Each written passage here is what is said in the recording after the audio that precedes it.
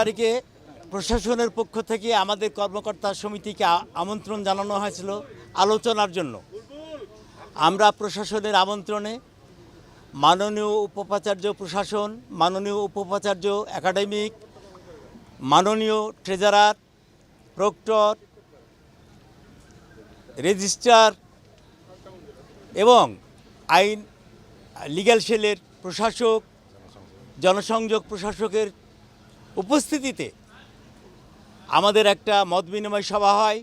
সেখানে আমরা জোরালোভাবে আমাদের দাবির কথা ওনাদের জানাই যে আমরা রাজশাহী বিশ্ববিদ্যালয়ে সকল কর্মকর্তা কর্মচারী যদি বৈষম্যের শিকার হই, এর যদি সমাধান আগামী 7 কর্মদিবসের মধ্যে না হয় এবং যাদের দ্বারা জানুয়ারি মাসের 2 তারিখে এবং 20 সেপ্টেম্বর 2025 যে মব ভায়োলেন্স সৃষ্টি হয়েছিল, যার দ্বারা আমাদের সম্মানিত প্রশাসনের সর্বোচ্চ দ্বিতীয় কর্তা ব্যক্তি মাননীয় উপাচার্য এবং 3 জন শিক্ষক, আমাদের 3 জন কর্মকর্তা আহত হন। সেই সব সন্ত্রাসী ছাত্র নামধারী সন্ত্রাসীদের 7 কর্মদিবসের মধ্যে বিশ্ববিদ্যালয় থেকে বহিষ্কার আমরা দেখতে চাই। আমরা প্রাতিষ্ঠানিক তাদের বিরুদ্ধে ব্যবস্থা গ্রহণ দেখতে চাই, দৃশ্যমান চাই। ওনারা আমাদের আশ্বস্ত করেছিলেন এবং আমাদের কাছে আহ্বান করেছিলেন যে প্রশাসনিক এবং একাডেমিক কাজ করার স্বার্থে আমাদের জন্য ওনাদের কয়েকটা দিন সময় দেওয়া হয়। সেই আলোকে, সেই বিবেচনায় আমরা রাত্রে আমাদের সম্মানিত শ্রদ্ধাভাজন রাজশাহী বিশ্ববিদ্যালয়ের যারা আমাদের সঙ্গে আন্দোলন সংগ্রামে ছিলেন সেই শিক্ষক প্রতিনিধির সঙ্গে মত বিনিময় করি। গতকালের বিষয়টি আমরা তেনাদের জানাই।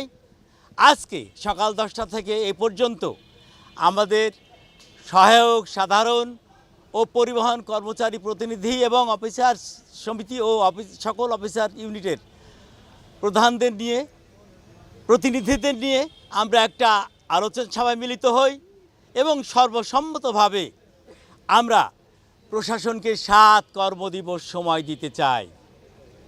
এই 7 কর্মদিবসের মধ্যে যদি আমাদের প্রাণের দাবি, সন্ত্রাসীদের ন্যায় বিচার এবং প্রাতিষ্ঠানিক সুবিধা হতে আমাদের ফিরিয়ে দেওয়া না হয়, 7 কর্মদিবস পরে আমরা আরও বৃহত্তর কর্মসূচি গ্রহণ করব এবং সেই কর্মসূচিতে রাজশাহী বিশ্ববিদ্যালয়ে যদি কোনো অনাকাঙ্ক্ষিত ঘটনার সৃষ্টি হয়, পরিস্থিতির সৃষ্টি হয়, তার জন্য প্রশাসনকে এককভাবে দায়ী থাকতে হবে।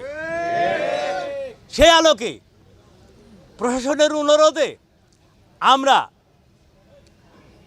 আজ 24 তারিখ বেলা 1টা হতে আমাদের কর্মকর্তা কর্মচারীদের সকল শাটডাউন কর্মসূচি স্থগিত ঘোষণা করছি এবং আগামী 7 কর্মদিবস পরে প্রশাসন যদি আমাদের কাঙ্ক্ষিত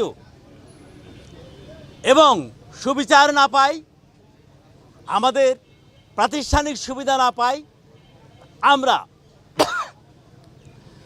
7 কর্মদিবস পরে পুনরায় কর্মসূচিতে ফিরে যাব এবং কঠিন থেকে কঠিনতম কর্মসূচি গ্রহণ করব।